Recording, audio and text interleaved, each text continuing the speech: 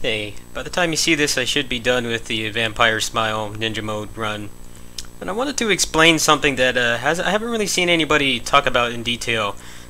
If you played Muramasa or Muramasa Rebirth on the Vita, you probably remember that the bosses, they only staggered at certain times. What they don't tell you, I'm not sure why they don't make this a widely known mechanic. It's a pretty important component to fighting the bosses efficiently. And basically when the boss gets down to, or rather when a section of their health bar depletes, they will go into the air. At that point you can capitalize and start a combo. And what they've added in Odin Sphere Leifhtrasir is the ability for certain moves to kind of ignore that rule, and you can start a juggle even without depleting their health bar. Now what you can do, I'm not sure if I'm going to be able to do this here. There's plenty of other videos of me fighting the juggleable bosses, so you can just go refer to those. I'm not going to do several takes on this. What you can actually do is you can lower their health bar while they're in a juggle to the point where you hit them once or twice more. They have to be standing up. If they're on the ground, if they're in their OTG animation, then it won't work, but as long as they're standing up, you can hit them again and start the combo again. Now the game does have, or at least the Odin Sphere Leifhtrasir does have anti-infinite protection. And once you do a certain amount of damage, the game will, the gravity will start to kick in. So you can't really do it forever, but depending on how your character's built, you can actually do some pretty significant damage. So I'm gonna try here. Now I've been working on my speedrun file, and I've still got a ways to go. I want to get like another good Mars Bangle probably would be good, but I'll be working on that while I'm on the trip. So let's see if I can show it off here.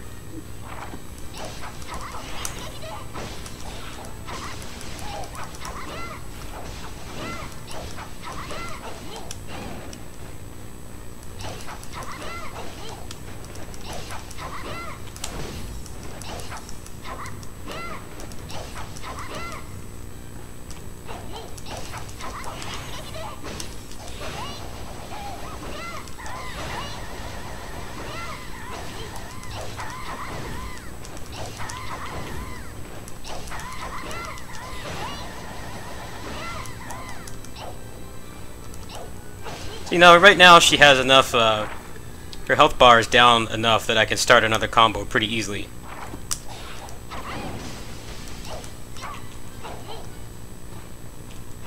Like that.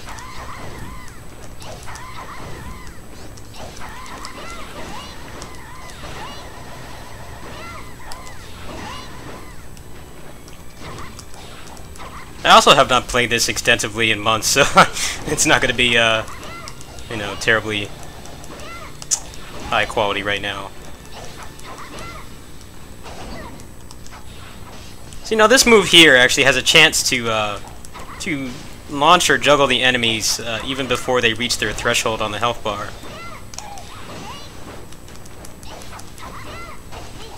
So it can be particularly useful on, you know, just trash mob fights as well.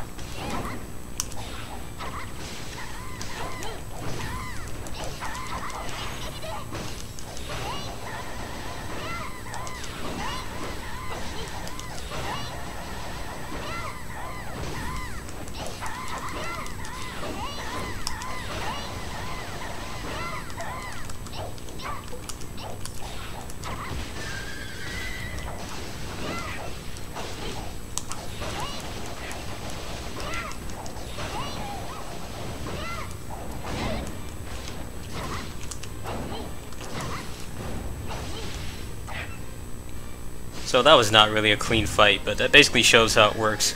If you ever wondered, if you played this game or Muramasa and you wonder why you can't consistently juggle bosses, they actually do have a system available to do that, but for some reason this game meticulously explains so many things. There's like paragraphs and paragraphs of text for the narrative and the lore and stuff like that, but they never explained the mechanic for how you stagger bosses. So I hope this helps people. I know some of you probably got this off the Golden Week sale a couple weeks ago, and you're probably wondering how this works. I haven't really seen anyone else talk about this. I remember when Muramasa came out on the Wii, we had to figure all this out by ourselves. We couldn't figure out how the stuff that they showed in the trailer on the bosses was like actually possible. So what they've added in this game is certain moves will allow you to ignore that threshold, but the chance of it happening is random, so you can't really rely on it. If you're trying to have a really consistent fight, then the best way to do it is still going to be just waiting until you get them down to a certain threshold and then making sure you do an attack that you can actually convert off of. But certain moves, like with this character, Gwendolyn, Rising Crescent, this one, especially when you max it out, I don't know what the percentage is. I'm just going to make up some BS statistic. It's probably like maybe 50 or 40% of the time it will launch them up in the air. So you can often use that to also start a reset as well. If you have them, say, at half of a health bar, and you use that and it launches them and you do a pretty good optimized combo, then you intentionally stop it, let them go down to the ground, get up, make sure they're fully out of their animation, and they're fully standing. They're in a standing state. Then you can start the combo again. You can actually do a pretty ridiculous amount of damage like that. It works even better with Oswald. Oswald's a little easier to do it with because he does, his DPS is just kind of high in general. So yeah, I hope this helps people. I'm going to be working on the New Game Plus speedrun file probably while I'm on vacation. You know, I have to ride the train there and back, so that's like about 14 hours on the train, 12 to 14 hours on the train and shuttle. So I'm going to try to work on that. Maybe that will be something I explore when I get back. Anyway, I hope you guys enjoyed the Dishwasher Vampire Smile ninja mode run. I should have some more footage of that in the future. I'm going to see if it's feasible to speedrun it or not. I'll probably be looking into that. Probably by the time you see this, I might even break the backlog.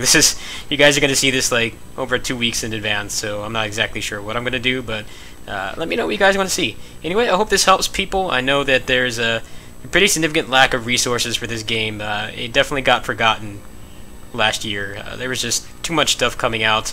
The price of the game is pretty high. Some people probably thought it was just a remaster, even though they put way more work into this game, improving it and making it a much smoother experience than anyone has really given them credit for. So hopefully this will help people to kind of understand the combat a little better. Anyway, thanks for watching. Peace.